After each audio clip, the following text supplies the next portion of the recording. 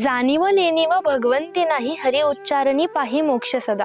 भगवंत हा जाणीव आणि नेणीव पाहत नाही, तर भगवंताचं नाव घ्यावं आणि मोक्ष तर बघतोच, परंतु वैकुंठाची वाटही सोपी होते. नारायण हरी उच्चार नामाचा, तेथे कळी काळाचा रीग नाही.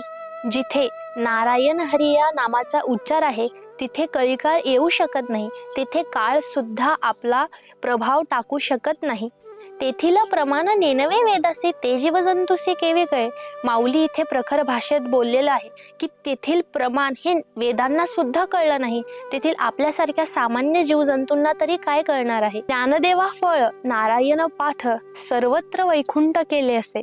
ज्ञानेश्वर महाराज म्हणतात की नामस्मरणाचं फळ काय आहे, तर सर्वत्र वैकुंठ स्वतःला दिसू लागतं. कारण जिथे देवाचं नाव आहे तिथे वैकुंठ आहे, आणि देव जिथे आहे तिथे ज्ञान आहे.